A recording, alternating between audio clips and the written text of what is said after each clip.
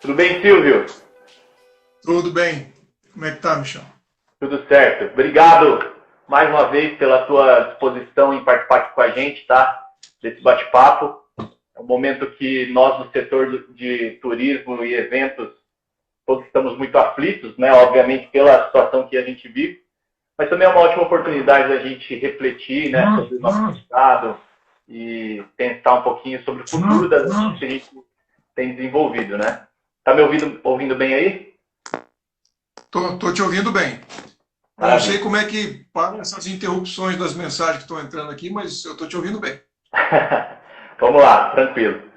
Silvio, eu queria começar pedindo para você se apresentar um pouquinho. O Silvio foi prefeito aqui do município de Maringá, né? Também trabalhou no setor de turismo por 25 anos, né, Silvio? Você atua no Exatamente. setor, já foi secretário de turismo no estado do Amazonas, secretário de turismo aqui do Paraná. Queria que você falasse um pouquinho aí da sua trajetória no nosso setor.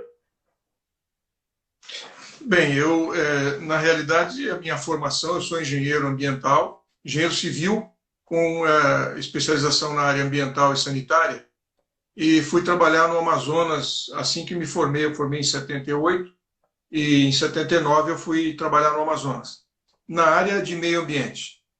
E uma das coisas que a gente percebeu é que, para ser bem efetivos na proteção do meio ambiente, tem que ter uma fonte de financiamento, tem que ter dinheiro para pagar a conta.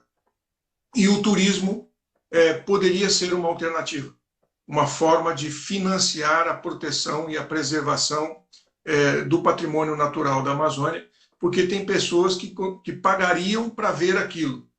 E esse dinheiro, se fosse direcionado para que o patrimônio natural fosse protegido, então a gente teria uma fonte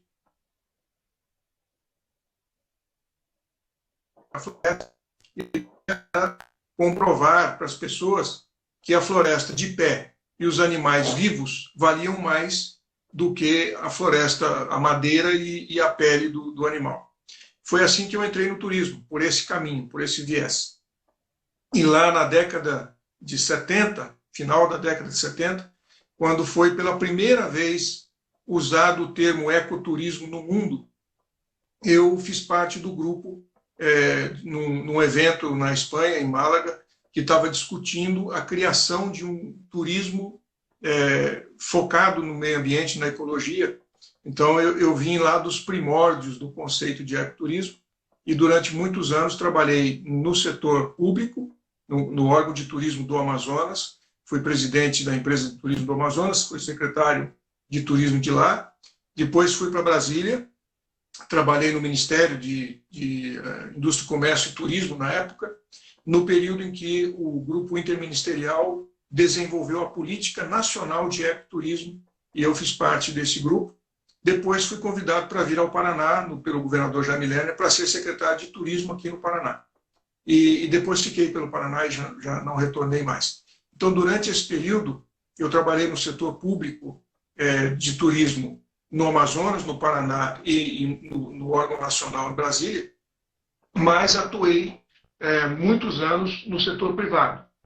Eu, numa empresa de consultoria para desenvolvimento de produtos e de destinos turísticos.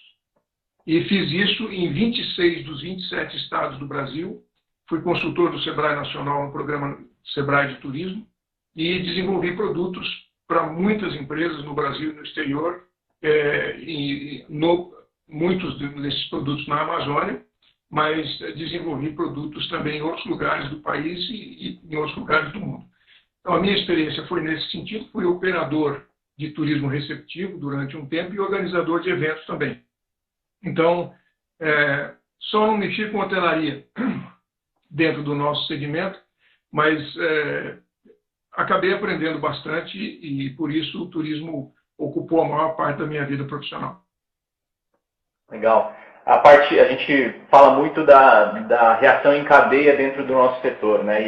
E os organizadores, né, assim como o receptivo, ele acaba recorrendo a muitos outros fornecedores e demandando a muitos serviços dentro da cadeia, né? E acho que isso vai permear um pouco a nossa discussão de hoje, o nosso bate-papo, que é essa visão que eu pedi, né, para que você pudesse compartilhar um pouco da tua visão sobre o nosso setor, principalmente após esse período que a gente está vivendo hoje, né? É um período que a gente sabe que muitos hábitos vão mudar, né? Muitos hábitos já estão mudando, inclusive, hábitos de consumo, hábitos de relacionamento, inclusive das pessoas entre elas, ou das pessoas com relação aos projetos que a gente desenvolve.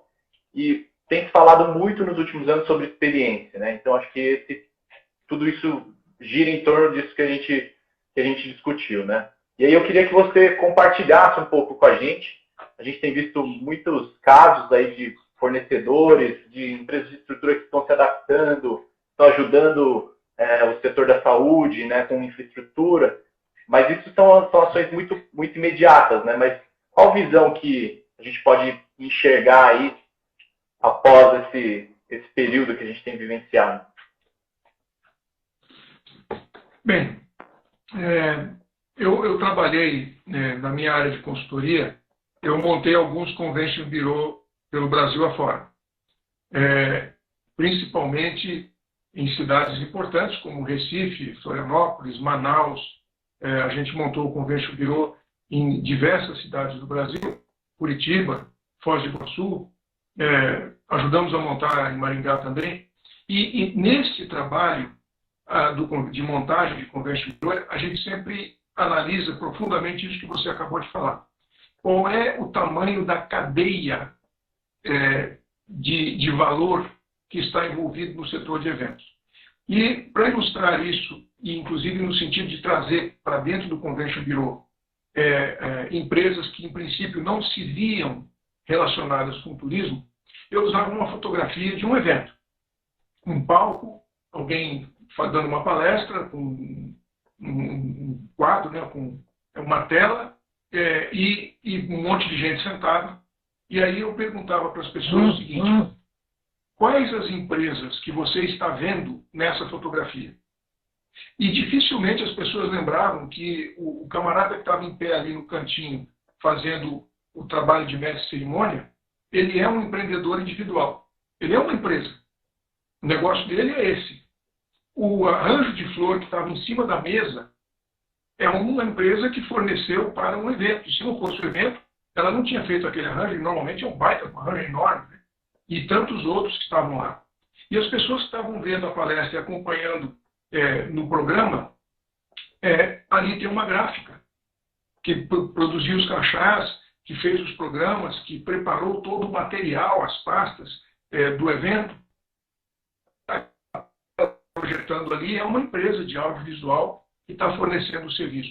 Mas isso não é perceptível pelo cidadão normal, nem pelos órgãos públicos e muito menos pelo próprio participante do evento. Ele não percebe como a cadeia está envolvida ali dentro.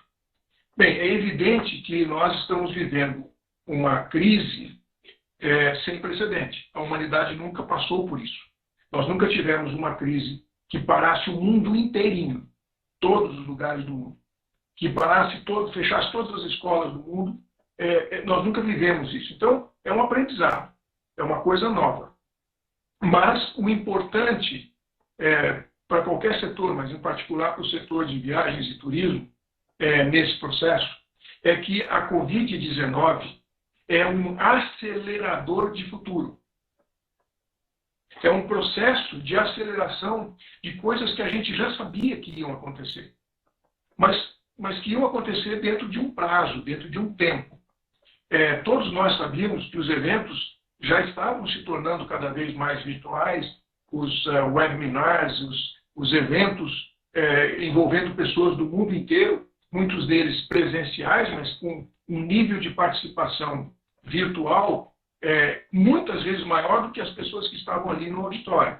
Então a gente sabia que isso iria acontecer. Só que a Covid trouxe esse futuro de 4, 5, 10 anos para frente, para agora, para já. Porque parou tudo. E o que vai acontecer no nosso entendimento, e eu tenho visto várias análises de mercado, recebi agora há pouco um estudo da FGV, eu nem tive tempo de ler, eu gostaria de ter tido passar nos olhos, pelo menos, para a gente poder incorporar nessa conversa, mas muitas coisas jamais voltarão a ser como eram antes. Nunca mais vai acontecer. E eu penso que, no caso específico dos eventos, muitos dos eventos acadêmicos, técnicos e corporativos serão daqui para frente muito mais virtuais do que presenciais. E quem organiza, quem vive disso, precisa se preparar para essa realidade. Porque ela faz sentido em todos os aspectos. No financeiro, no logístico e no resultado, porque ela atinge um número muito maior de pessoas sem prejuízo algum da discussão daquilo. Ao contrário, só tem vantagem.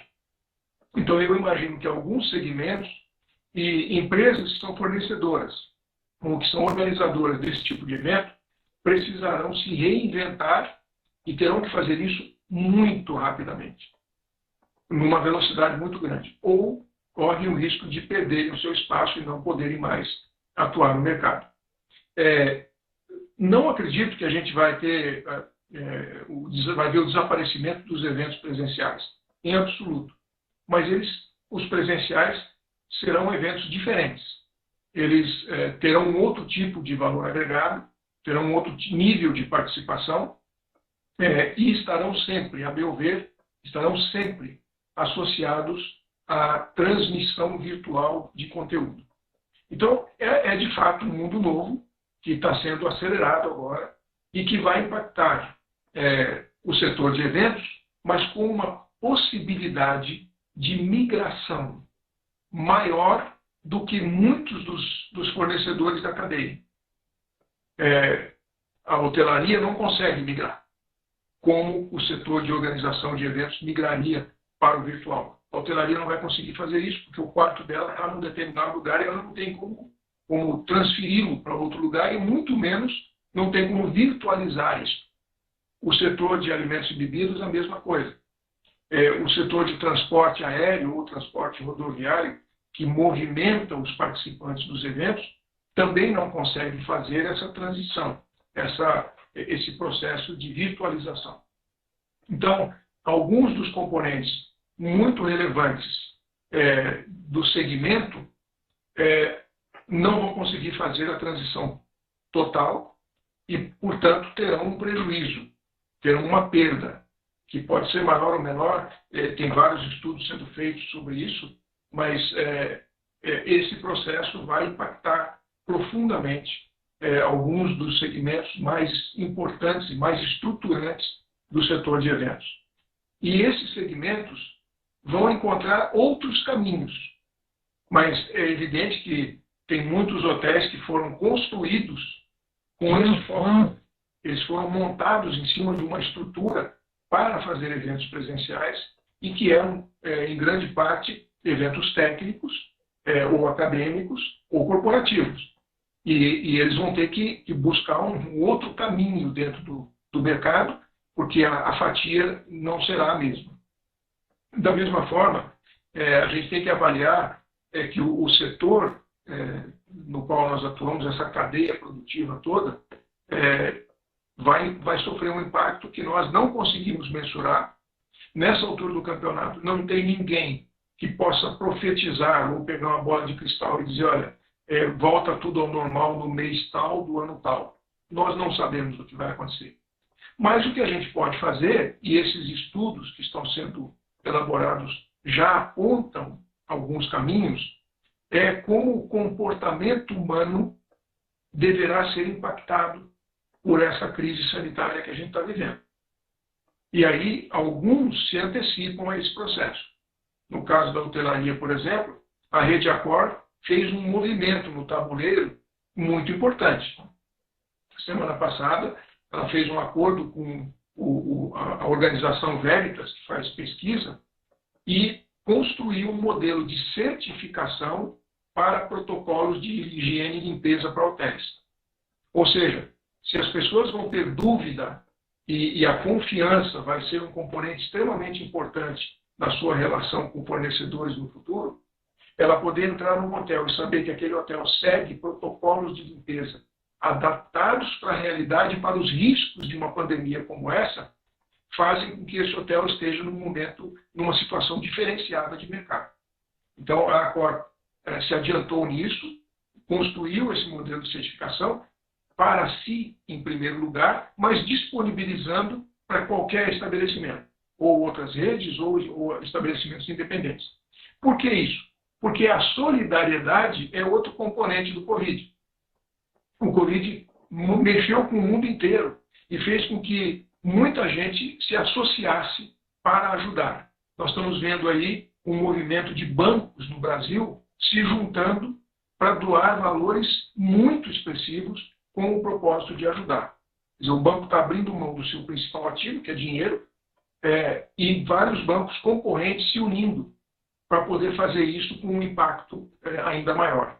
E outras empresas estão fazendo a mesma coisa. Então, a Covid está criando um novo conceito de solidariedade corporativa e também solidariedade individual, que a gente está assistindo nos noticiários, mas isto faz com que propostas que poderiam criar um diferencial para a rede Accor, para ela poder sair melhor e mais rápido desse processo, vão, na verdade, ser disponibilizados para a concorrência. E aí, quem quiser, que aproveite isso. Então, de fato, a gente está vendo um nível de comportamento muito diferenciado, é um mundo novo, é uma nova realidade que nós vamos viver e que vai atingir bastante o nosso setor, por ser o maior empregador do mundo. O setor de viagens e turismo é o maior empregador do mundo e é aquele que tem a maior capilaridade, tanto geográfica quanto econômica. Os nossos fornecedores vão de um guia individual até uma companhia aérea ou uma companhia de cruzeiros, que são empresas muito grandes. Então, dentro deste contexto, nós vamos precisar reaprender, nós vamos precisar reinventar o setor à luz do que está acontecendo, mas vendo especificamente a Covid-19 como um acelerador de futuro. Não tem novidade aí. A gente já sabia, já passamos por outras pandemias antes, nós já sabíamos que algumas coisas precisariam ser feitas ao longo do tempo. Agora, elas terão que ser feitas imediatamente, entrar em pauta esse ano e começar a funcionar o ano que vem. Estamos de volta? Melhorou, estamos de volta. Está me ouvindo aí? Tudo certo? Eu não sei como é que está a visualização aí, mas eu acho que o importante mais é o som do que o vídeo. Agora melhorou aqui para nós também. Ô Silvio, eu vou aproveitar aqui essa nossa interrupção e algumas pessoas nos mandaram algumas dúvidas aqui sobre outros perfis também de eventos, né? Como, por exemplo, eventos esportivos no estilo das Olimpíadas, né, de Tóquio, que esse ano foi adiado, né? Você enxerga grandes mudanças também nesse setor, nesse perfil de eventos?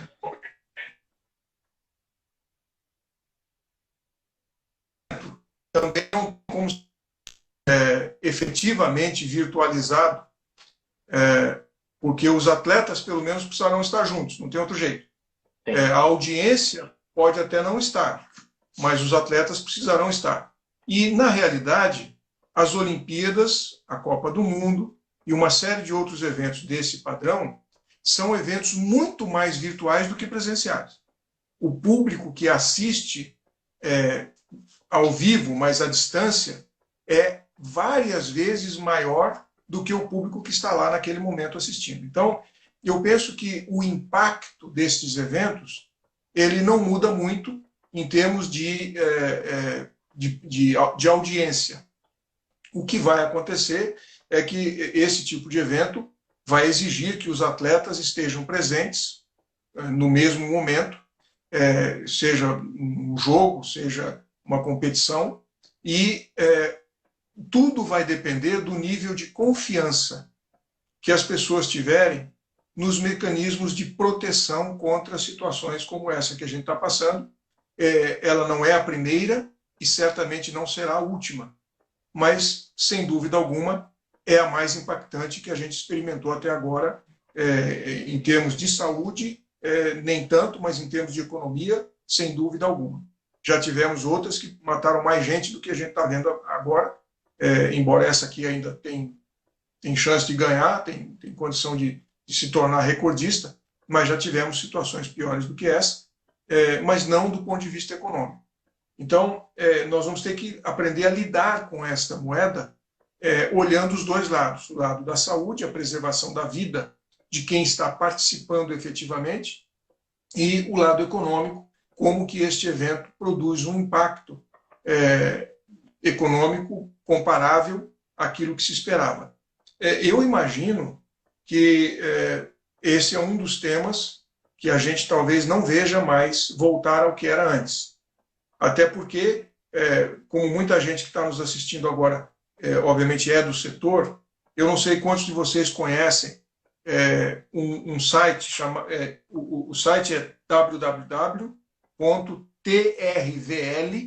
que é diminutivo de travel, né, .com.br. Ali está uma pesquisa chamada Pulso Turismo Brasil. Essa pesquisa é muito recente e ela vai continuar sendo feita continuamente, e que avalia como que as pessoas estão percebendo os impactos no setor de viagens e turismo do que está acontecendo com a Covid-19. E ali, por exemplo, a gente vê que 36% das pessoas que viajam regularmente a trabalho preferem não viajar mais. Se ele tivesse a opção, ele não iria. Viaja porque o patrão manda viajar, porque faz parte do trabalho dele, mas se perguntar para ele, você quer? Ele diria não. Então, é um impacto muito significativo. A opção da pessoa é não correr mais riscos desnecessários.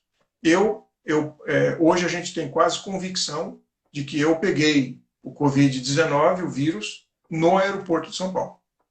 Porque, analisando todas as situações, prazo de incubação, data de confirmação do resultado positivo, eu peguei no aeroporto em São Paulo.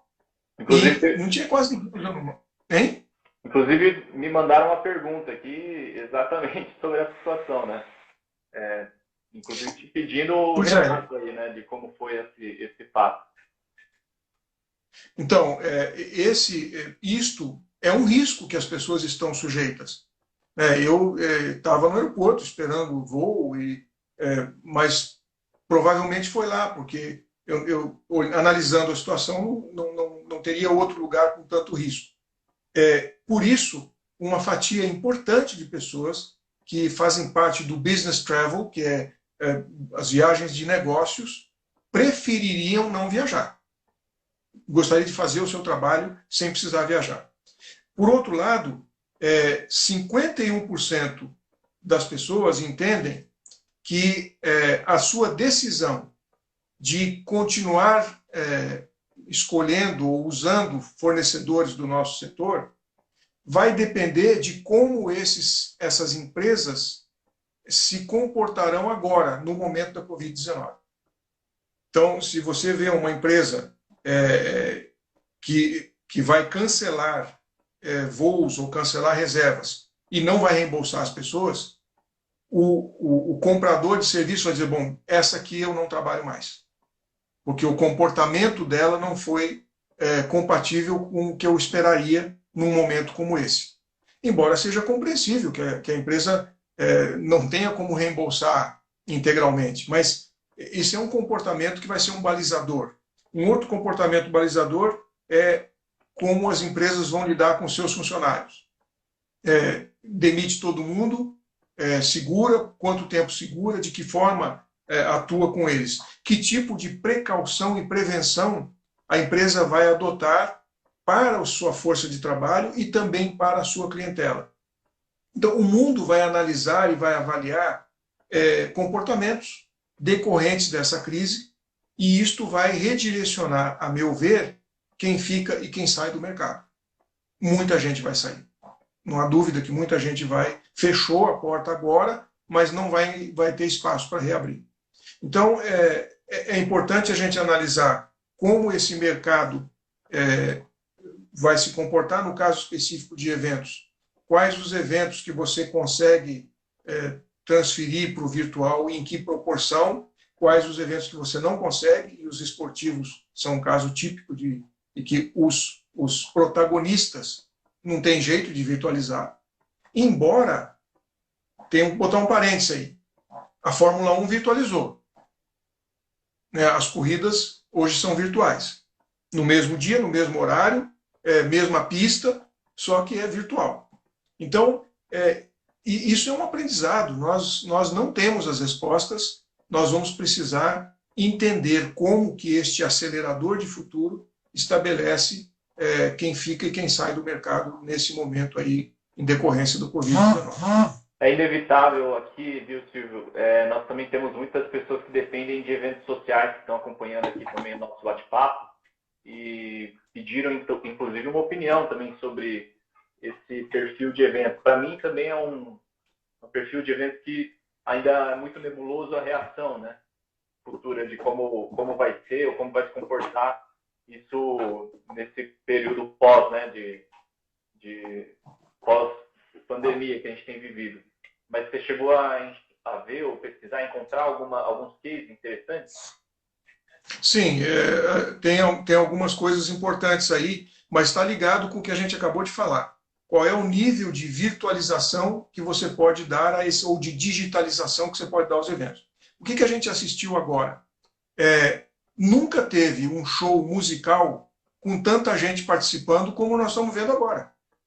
Não precisou de palco, não precisou de iluminação, não precisou de som, não precisou de banda, nem avião jatinho fretado para nada, e são eventos com milhões de pessoas participando. E que geram, inclusive, renda, uma renda muito significativa. Talvez mais do que se tivesse cobrado ingresso. Felizmente, essa renda hoje está sendo destinada para ajudar as pessoas que precisam em decorrência da crise. Mas, depois que passar a crise, quem garante que grandes artistas não farão eventos do mesmo jeito e vão receber do YouTube pela quantidade de pessoas que está assistindo? Milhões de pessoas assistindo no mundo. E que representaria mais do que o cachê dele. Ele não precisou viajar, não precisou de hotel, não precisou de nada em relação a isso. Então, no entretenimento, a gente tem que considerar que há uma tendência de mudança muito significativa. Por outro lado, como é que se virtualiza um casamento? Não tem jeito.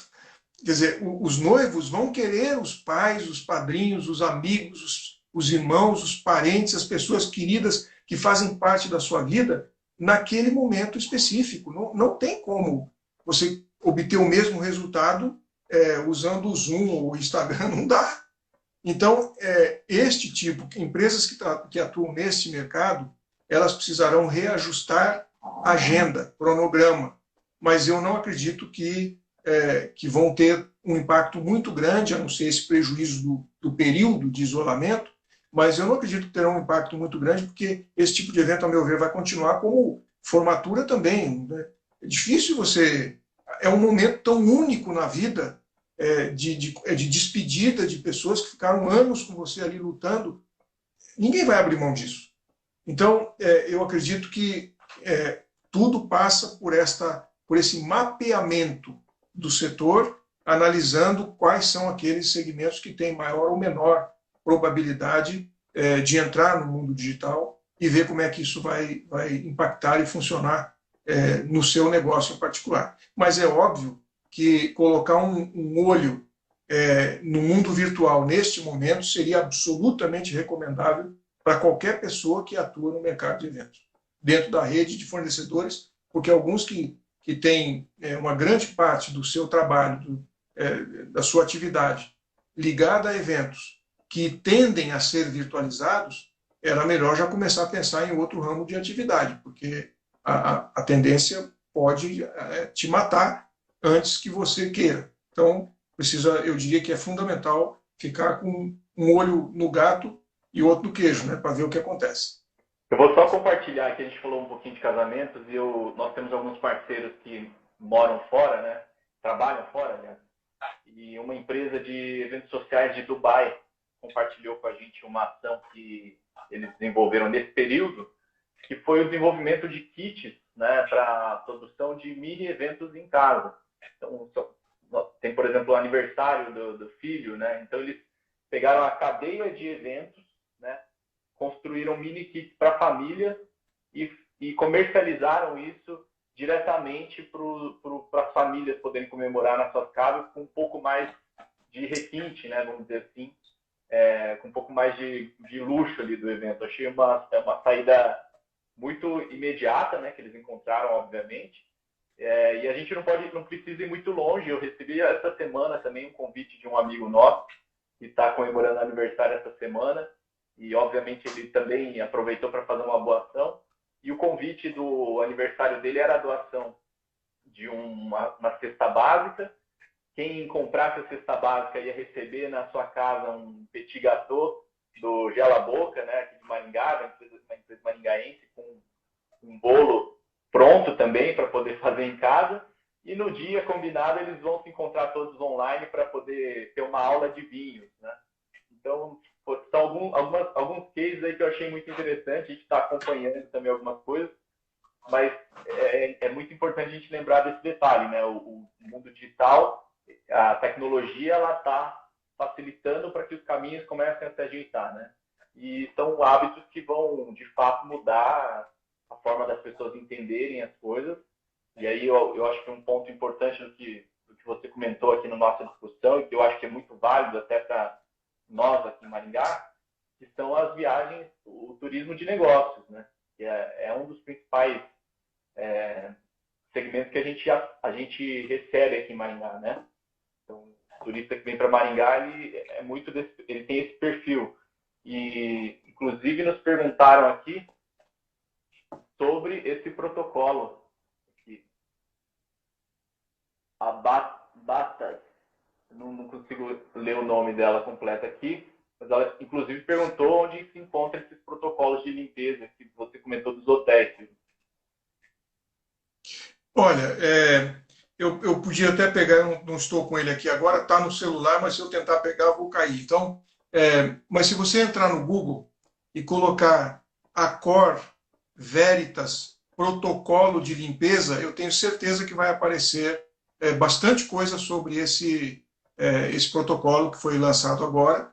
Está sendo preparada a certificação. Pode colocar lá, certificação, protocolo de limpeza, e com certeza absoluta vai aparecer bastante informação. É bom colocar o Accor, né, com 2 Cs, que foi quem mobilizou esse processo. Ô Silvio, vou aproveitar também aqui, entrou aqui no nosso chat a presidente do Convention, a Iraclésia, está aqui com a gente também. Eu particularmente acredito muito que esse é um exemplo de uma situação que o setor de eventos, inclusive, poderia se antecipar, né? Você enxerga esse caminho também para empresas do nosso setor começar a se preocupar com esse tipo de protocolo e esse tipo de certificações? Olha, eu diria que uma das tendências, e a gente tem visto isso em vários estudos sobre os impactos da Covid, não só no setor de viagens e turismo, mas de modo geral, é que as pessoas vão ter mais medo de se expor.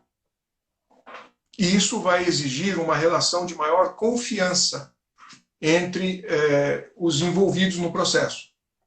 Então, se eu vou entrar dentro de um avião, eu quero saber agora como é o procedimento de renovação do ar dentro do avião. Eu nunca me preocupei com isso. Nunca tive essa preocupação. Eu simplesmente entrava no avião e viajava. Mas agora eu estou com um receio e eu quero saber como que funciona o processo de renovação do ar dentro do avião. E preciso saber que providências a indústria aeronáutica, a indústria de transporte aéreo está tomando para que não ocorra comigo de eu ser contaminado, porque tem alguém sentado lá na outra poltrona que está contaminado e está colocando no ar um vírus que pode me matar. Então, os segmentos terão que lidar com isso e terão que transmitir para as pessoas um maior grau de segurança. Agora, esta segurança alguém tem que atestar. Porque o funcionário da companhia, ou o site da companhia me dizer que faz, é uma coisa. Mas como é que eu vou saber que faz mesmo? Então, a certificação provavelmente é o grau de segurança que vai acabar sendo exigido. Um ente independente, um terceiro ente, que faz auditoria dessas coisas e que determina se aquilo que foi combinado foi feito ou não foi feito. Mas existe um protocolo, é evidente que o protocolo de higienização e de limpeza, neste momento, num hotel, tem que ser muito mais rigoroso do que era antes, tem que ser, mas alguém tem que atestar isso. Eu não tenho como saber se a higienização foi ou não foi feita de acordo com aquilo que está sendo prometido. Então, eu acho sim que aqui a gente vai ver um daqueles cases, né? Durante a crise, alguns choram e outros vendem lenço. Eu estou imaginando que este processo de certificação é um business que tende a se fortalecer como decorrência da crise que a gente está vivendo. Legal. Silvio, eu tenho aqui só mais uma pergunta aqui que nos mandaram relacionada ao setor de hotelaria. Deixa eu só tentar enxergar aqui. Na verdade, acho que é basicamente isso que a gente conversou aqui agora, né, sobre a questão do setor de hotelaria que reabre na semana que vem, né, pedindo alguma dica, alguma sugestão nesse setor. Acho que cai novamente no que a gente conversou aqui, né, das certificações. Você chegou a ver algum case aqui nacional já de retomada, Silvio, de eventos? Além das que foi bombardeado nas últimas semanas de eventos digitais, né? Não, eu particularmente ainda não vi, mas esse assunto todo dia está acontecendo alguma coisa. Esse estudo, por exemplo, da FGV que eu acabei de receber, eu vou até mandar para você, Michel, porque você pode compartilhar com as pessoas depois. Eu não tive tempo de ler ainda, mas só de bater um olho no sumário dele já me vem muita informação consistente, dados, estatísticas e coisas que podem apresentar soluções que já estejam ocorrendo no Brasil nesse momento. Independente disto, eu diria o seguinte: tem um outro componente nessa conversa toda que, a meu ver, é extremamente relevante e que precisa ser considerado. Pensa um pouquinho comigo. Você concordaria que o governo te monitorasse 24 horas por dia, sabendo onde é que você foi? Não. Em todos os lugares que você foi? Você aceitaria isso?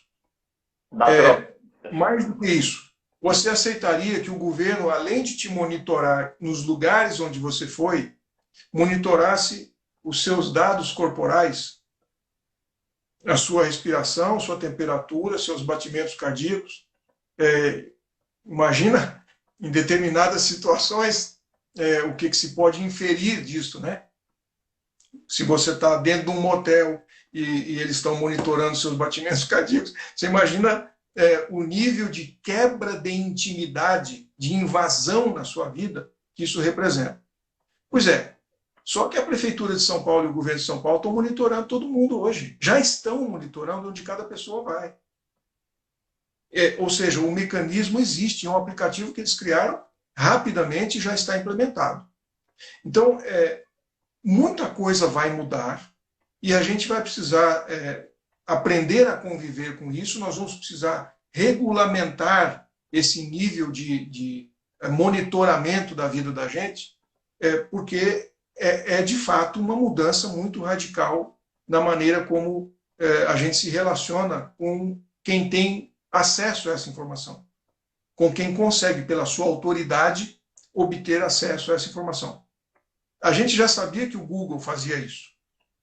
Eu sei que o Google me monitora em todo lugar que eu vou, minuto a minuto, e não só sabe onde eu estou, mas sabe como eu paguei, o que eu paguei, para quem eu paguei, sabe tudo. E vários mecanismos e várias empresas têm esse nível de monitoramento. Mas como é que eu lido com esse tipo de monitoramento sendo feito pelo governo, onde eu não tenho garantia de que essa informação está contida dentro de um protocolo de segurança? o Covid está quebrando esses paradigmas. Isso começa a acontecer agora de uma maneira muito mais impactante. E nós vamos ter que lidar com essas coisas. Por outro lado, nós não sabemos exatamente como isso vai acontecer. Mas eu estava vendo algumas estatísticas. Nos Estados Unidos, por exemplo, 13 milhões e meio de pessoas trabalham em restaurantes e estabelecimentos de alimentos e bebidas.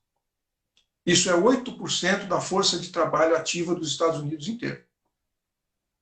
O governo americano não tem a menor ideia do que vai acontecer pós-Covid. Porque as pessoas estão aprendendo coisas diferentes. Se eu vou sair para um restaurante para comer, e muita gente sai para comer, de repente eu vou pedir delivery. É a mesma comida, e se eu ia sair só para comer, eu vou ganhar o tempo de deslocamento e vou comer onde eu estou. É óbvio que tem muita gente que sai para um restaurante não é para comer, é um momento de entretenimento, é um momento de congraçamento, de convívio com outras pessoas, e aí delivery não resolve. Pelo menos não totalmente. Pode até resolver se eles mandarem trazer a comida para um monte de gente comer em algum lugar específico. Mas, de modo geral, não. Agora, existem estabelecimentos, e a gente sabe aqui na nossa cidade, um monte de restaurantes que abrem para as pessoas comerem. Porque ele está no trabalho e está na hora do almoço e ele tem que comer. Então, ele vai lá e aquele restaurante, inclusive, só está aberto para almoço, ele não abre para janta, para poder servir as pessoas num preço razoável, para que eles possam se alimentar e voltar para o trabalho. Bom, estes estabelecimentos voltam ou não voltam? E de que forma voltam? Na medida em que o home office é outro aprendizado. É outra coisa, que agora acelerou, o futuro trouxe para já. Muita gente fazendo home office. Inclusive, nessa pesquisa do travel.com.br lá, tem um volume de empresas, de pessoas, de empresas de turismo, onde praticamente 100% da sua força de trabalho está remota. Ora, se o camarada não precisa mais ir na agência, nem na operadora, nem na organizadora de eventos, como ele trabalhava antes, continua produzindo do mesmo jeito. Mas se ele não vai no local de trabalho, ele também não come no restaurante do lado. Então, esse impacto, a gente ainda não tem noção de como ele vai se apresentar depois do Covid-19. Mas, sem dúvida alguma, o processo de home office, ele muda muita coisa no setor de viagens e turismo, muita coisa. Porque aquilo que antes precisaria eventualmente ser feito fisicamente, não precisa ser feito mais. Esses dias um amigo meu, ele é empresário, ele tem indústrias aqui no Paraná, ele me ligou dizendo que ele é imunodepressivo, ele tem um nível de imunidade muito baixo, e o médico dele, assim que saiu a preocupação, disse: olha, você não me sai de casa, porque para você esse negócio aí é fatal, não tem o que fazer. Então você fica em casa. Ora, ele é dono das empresas, tem várias indústrias, tem empresas de comércio, e ele estava me comentando o seguinte: falou, eu estou há 25 dias em casa, trabalhando remotamente. E sabe o que eu descobri? Que eu controlo melhor as minhas empresas do meu computador do que lá no escritório. Eu estou construindo novas indústrias, eu estou repensando o tamanho da área administrativa que eu vou colocar na indústria. Porque, de repente, eu não preciso que as pessoas de determinados setores se desloquem até o estabelecimento para poder prestar um serviço. Eu tenho o meu EPR aqui, eu controlo o que eles estão fazendo, não importa onde eles estejam. Então, evidentemente que isso vai impactar a nossa cadeia de uma maneira muito expressiva. Só que nós não temos como dimensionar isso agora. Nós não sabemos. Isso a gente vai descobrir lá na frente. O que a gente sabe, e isto obviamente é o que, imagino eu, né, quem está no setor precisa começar a pensar, qual é o nível de vulnerabilidade que o meu negócio tem a estas novas tendências que agora foram aceleradas e que vão acontecer muito rapidamente. E se eu descobrir que o meu nível de vulnerabilidade é muito alto, talvez eu deva começar imediatamente a reavaliar se continuo nesse ramo, ou se reinvento, ou se eu mudo de ramo. Mas eu diria que essa é uma recomendação muito prática, muito objetiva, que cada um tem que fazer a partir do seu próprio negócio. Eu vou passar aqui uma pergunta também, Silvio, que nós recebemos, da Daisy. Ela mandou aqui. Olá, Silvio, prazer em ouvi-lo. Como você vê o futuro do turismo com relação à gestão municipal, por exemplo? Eu diria assim, o serviço público, de modo geral, também terá que se reinventar, por várias razões. A primeira delas é que todo mundo está quebrado. Os municípios estão quebrados, os estados e a União, ou seja, não tem quem possa socorrer num momento desse, porque está todo mundo quebrado. Um dos grandes desafios da gestão pública é o tamanho da máquina, que é a reclamação de todo brasileiro. A máquina pública é muito grande para o tipo de serviço que ela presta, para a eficácia com que ela devolve o que o cidadão paga de imposto. O Covid-19 também acelerou esse processo. Mesmo as escolas públicas, de todos os níveis, hoje estão em casa. E nem por isso estão deixando de receber o conteúdo. Estão recebendo o conteúdo de outro jeito. Então, o GIS e o quadro negro, que resistem às mudanças e os avanços tecnológicos há 150 anos, uma classe de aula era igual. Os molequinhos sentados lá, na carteirinha, o professor com giz e quadro negro. Tudo evoluiu em 150 anos. A indústria automotiva, o telefone, a televisão, tudo mudou. O avião, o transporte, mudou tudo. Mas a educação continua igual. Agora não, porque agora o professor, a escola, o governo sabe que ele pode transmitir o conteúdo escolhendo o melhor de todos os professores da sua rede para os alunos, pode controlar o desempenho do aluno, pode acompanhar se ele está fazendo exercício. Online, ele pode saber se a transmissão do conteúdo produziu o impacto que se esperava ou não. A pergunta que a gente faz é a seguinte: quando terminar essa crise, a gente vai retroceder para o quadro negro ou nós vamos avançar com um sistema híbrido que possa produzir um impacto melhor a um custo significativamente menor, num momento em que as prefeituras terão aumento de despesa e perda de receita, porque muita empresa vai quebrar e não vai poder contribuir com o imposto. Então, neste contexto, o setor público terá que se reinventar e vai poder fazer o trabalho remoto. Nós estamos assistindo nos noticiários da televisão, em qualquer canal, você está assistindo médicos fazendo consulta por computador, pelo telefone. E você está ouvindo depoimento de pacientes dizendo que se sentem até mais confortáveis de falar com o médico por esse canal. E se era para ele receber uma receita, não há problema nenhum o médico fazer a receita e mandar para o seu WhatsApp, desde que a regra esteja viabilizada para que a receita no seu WhatsApp seja aceita na farmácia.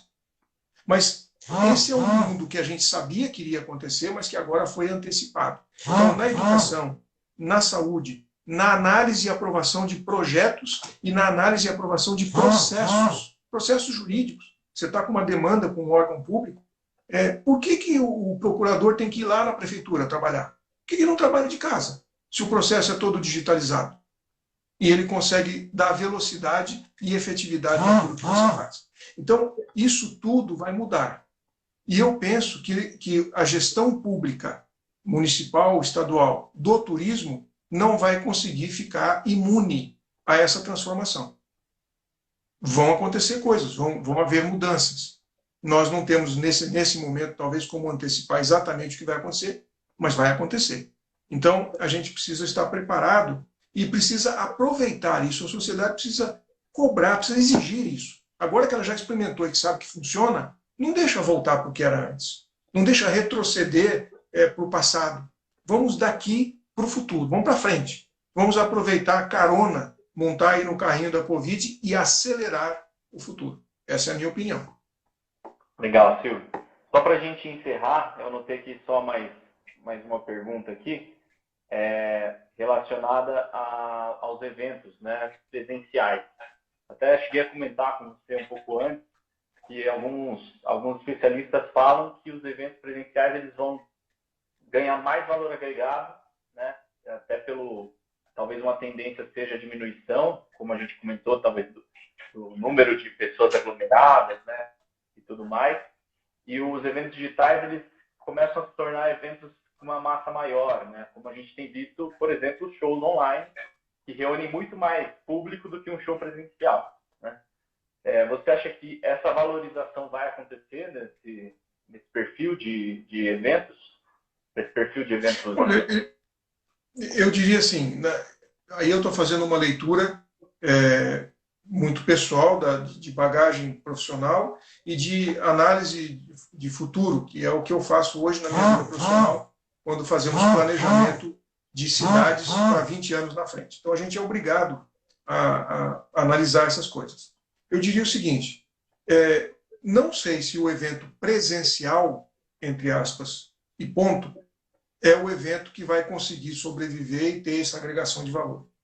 Mas eu diria que o evento híbrido, este sim. Quer dizer, a pessoa tem a opção de estar presencialmente ou de obter apenas o conteúdo virtualmente. Para quem organiza o evento, o dono do evento, ele teria muitas vantagens no evento híbrido, porque ele vai trabalhar com um público mais seletivo, do ponto de vista presencial, mas vai ganhar com o impacto do conteúdo e, eventualmente, até com dinheiro, com a audiência do virtual. Ele atinge muito mais gente, ganha dinheiro com isso, porque, obviamente, vai cobrar a inscrição, e aqueles que fazem questão de participar, de estar presentes, esses podem receber, sim, um atendimento completamente diferenciado, e aí entra a agregação de valor da qual você estava falando. Eu diria que a tendência, a meu ver, né, seria caminhar para o híbrido, não para o exclusivamente presencial, exceto em situações como a gente falou, do casamento. Então, aí é diferente, porque dá até para fazer um virtual, mas não é a mesma coisa. Não tem ganho de valor nesse processo. Isso aí. Silvio, queria te agradecer mais uma vez pelo teu tempo. A gente está chegando aqui no limite do nosso tempo aqui no Instagram. Obrigado mais uma vez por colocar à disposição de compartilhar o seu conhecimento com a gente. Entende que é um período muito nebuloso também, né? Porque nós estamos vivendo a cada dia para tentar ter uma percepção mais afiada com relação ao que pode acontecer, ao que as pessoas começam a ter de percepção. E coisa que há 3 semanas atrás, se alguém perguntasse, a gente não teria resposta, né? A gente não conseguiria nem imaginar um evento híbrido, por exemplo, como o que a gente comentou agora, e como que tem se falado tanto, né, no setor de eventos. Ou as lives que a gente viu também, né, que explodiram na internet e que fizeram tanto sucesso nesse período que a gente tem vivido. Então, eu queria te agradecer por se colocar à disposição e compartilhar aqui com a gente o teu conteúdo, tua experiência, tua opinião, né? E nos colocamos também à disposição para o que precisar. Mais uma vez, muito obrigado por estar aqui à nossa disposição. Eu é que agradeço o convite, Michel. Espero que, de alguma forma, essa troca de experiências possa ter sido útil para quem estava assistindo, possa contribuir de alguma forma. E dizer o seguinte, eu espero, como muito tempo da minha vida eu dediquei ao turismo, eu espero que essa indústria continue. E, inclusive, porque a Itália está passando uma situação muito difícil, e a minha família tem origem na Itália, eu já estou organizando para o ano que vem, no verão do ano que vem, um cruzeiro e uma viagem para Calábria, para ir visitar a terra do meu pai, da minha avó, que veio lá de Rossano, na Calábria. Isso não dá para fazer virtualmente. Eu quero ir lá e pisar, ir lá no cartório, ver onde é que está a certidão que me deu a cidadania italiana. Então, e aí já estou convidando a família toda. Então, eu espero que os cruzeiros continuem funcionando, os hotéis continuem funcionando, eu quero comer uma boa pizza num bom restaurante e que as locadoras me permitam alugar uma minivan para botar a minha família e fazer essa viagem. Então, o mundo não vai acabar, o turismo vai continuar e algumas coisas nunca serão substituídas. Nós só precisamos ter certeza de que a gente está no lugar certo, na hora certa. Muito obrigado, é isso aí. Queria aproveitar aqui também e deixar o convite para todo mundo que está assistindo a gente.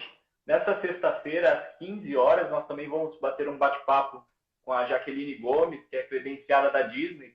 ela também vai trazer alguns cases para a gente de como a Disney tem se reinventado nesse período, inclusive com relação à condução com colaboradores, as experiências que eles têm tentado proporcionar, enfim, todo o case Disney que a gente já conhece. Silvio, mais uma vez, muito obrigado.